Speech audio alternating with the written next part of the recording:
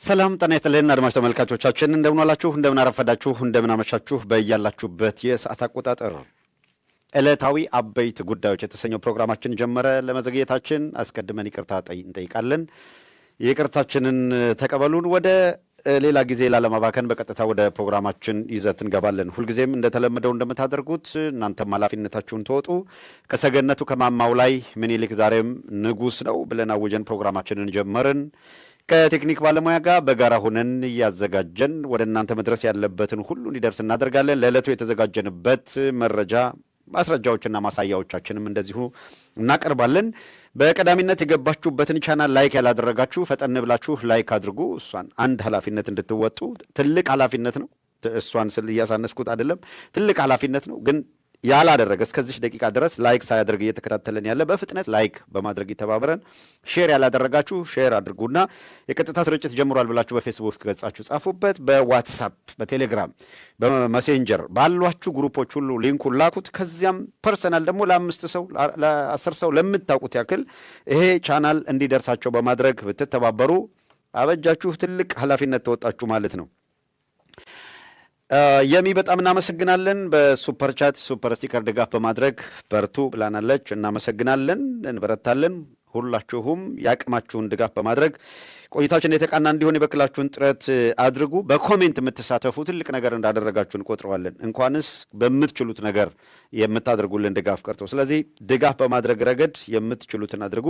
በቋሚነት ድጋፍ ለማድረግ ወደ www.ethiosaganetmedia.com ብላችሁ ብትገቡም በዌብሳይት ላይ በቋሚ አባልነት መመዝገብ ትችላላችሁ። አድሚኖቻችን በየመሃሉ ሊንኩን ፖስት እያደረጉላችሁ ነው የሚገኙት።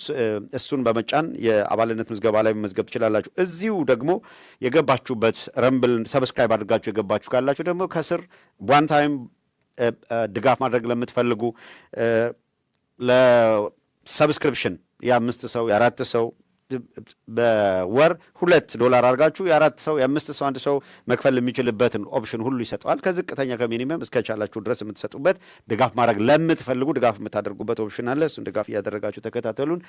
ለጠላትነት ለእኩይ ዓላማ ተደራጅተው ገንዘባቸውንም ጊዜያቸውንም የሚያጠፋሉ። በአንጻሩ ደግሞ የህልውና ትግል እያደረገ ያለን ህዝብ ይሄ የህልውና ትግል ከገዳዮቹ ራሱን ለመታደግ የሚያደርገው ጥረት የተሳካ እንዲሆን ጥረት የምናደርግ አካላት ማማረር ውስጥ አንገባም። ግን የሚገባውን ያክል ሁሉም ሰው በተረዳው መጠን እየተረባረበ ነው ብለን ስለማናምን ነው ደጋግመን በየቀኑ እንድናነሳ አስገዳጅ የሆነብን። የተረዳችሁን ጥቂቶች ግን እያደረጋችሁ ያላችሁትን ድጋፍ ፈጣሪ ብድራቱን ይመልስ፣ ወይም ይሄ ኃላፊነቴ ነው ብላችሁ እየተወጣችሁት ያለ ኃላፊነት ነውና ለሁሉም ይሁን ምስጋናችን ይድረሳችሁ። እናመሰግናለን። ሼር በማድረግ ላይክ በማድረግ የምትሳተፉ አካላት ትልቅ ስጦታ ቅድም እንዳልኩት እንዳደረጋችሁ ነው የምንቆጥረው። ይህንን ርብርብ በእናንተ በኩል ቀጥሎ በእኛ በኩል ወደ መረጃዎቻችን እናልፋለን።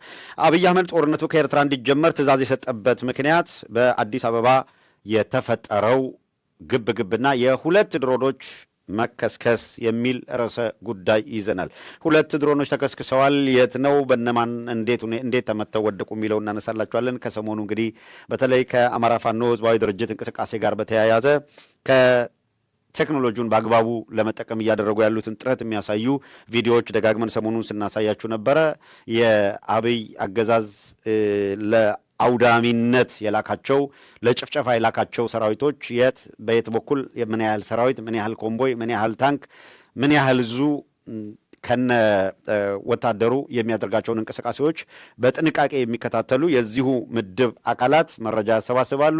የጠላት እንቅስቃሴ አሰላለፍ አካሄድና ዝግጅቱ ምን ይመስላል የሚለውን የወገን ኃይል ደግሞ እያንዳንዱን እንቅስቃሴ የሚመጥን ዝግጅት እንዲያደርግ የሚደግፍ ስለሆነ በአጠቃላይ አሁን እየተደረገ ያለው ትግል ወደ የትኛው ምዕራፍ እየሄደ እንደሆነ ግልጽ ሆኗል። በዚህ ምክንያት የአብይ አህመድ አገዛዝ የጨፌ ኦሮሚያ ባለስልጣናት የገቡበት መታወክ የገቡበት ሽብር የውር ድንብር እንደሚባለው የቱ ጋር እንደሚረግጡ አያውቁትም። በጣም ሜስ ውስጥ ነው ያሉት። እውነት ለመናገር በማናቸው መልኩ የህጋዊ የምትመስል ሽፋን ሰጥተው እንዳበቃላቸው ስላወቁ ኦሮሚያ የሚባል ሀገር በኢትዮጵያ ፍራሽ ላይ የመስራት እንቅስቃሴ ውስጥ ነው የገቡት። ይሄ እንቅስቃሴያቸውን በአጭር ጊዜ ውስጥ መቋጨትና እነዚህን አካላት ዳግመኛ ወደ ኦህዴድ የሚባል ድርጅት እውነት ለመናገር ዳግመኛ ስልጣንና ምናምን የሚባል ነገር እንደ ድርጅት መቆምን እንዳያስብ ማድረግ ነው የሚያስፈልገው። በዚህ ወቅት አሁን የተሰጠውን እድል ያልተጠቀመበት ይሄንን አደገኛ ቡድን በማናቸው መልክ ለማስያዝና ህዝብ ከእልቂት እንዲድን፣ አገር ከእልቂት እንዲድን፣ ጦርነት የሚባል ነገር አማራጭ እንዳይሆን ከዚህ በኋላ የኢትዮጵያ ህዝብ ለአንዴና ለመጨረሻ ጊዜ ከኦህዴድ ጋር ጦርነት የሚባል ነገር ዳግመኛ ኢትዮጵያ ላይ እንዳይከሰት የሚያደርግ ስርዓታዊ ለውጥ ማምጣት ያስፈልጋል። ስር ነቀል ወደ ዲሞክራሲ ሊያሻገር የሚችልችን ሀገር ዳግመኛ ከሞትና ሰቆቃ ህዝባችን የማይሰማበት ሁኔታ እንዲፈጠር ማድረግ ያስፈልጋል። ያን ነው ፓራዳይም ደጋግመን የምንለው ስር ነቀል መሰረታዊ ለውጥ የምንለው ከዚህ በመነሳት ነው።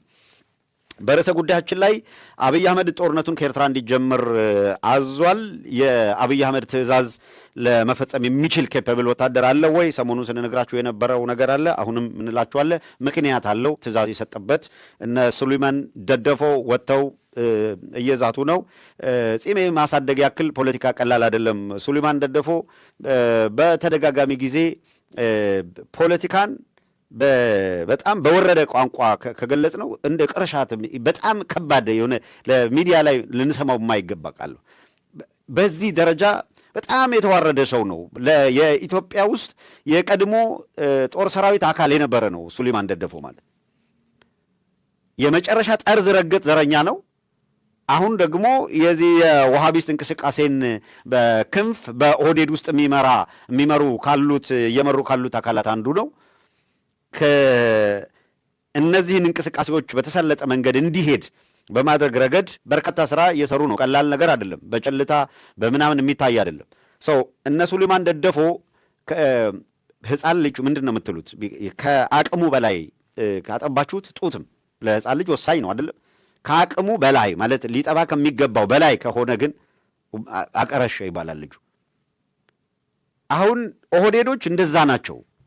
በየቦታው እየገነፈሉ ነው። ካያችኋቸው ሱሌማን ደደፎ በዚህ ጋር፣ ሽመልስ አብዲሳ በዚህ ጋር፣ አብይ አህመድ አንዴ ደብረ ማርቆስ፣ አንዴ አንዴ ባህር ዳር፣ አንዴ ጎንደር ይሮጣል፣ አዲስ አበባ የሆነ ቦታ ይሄዳል።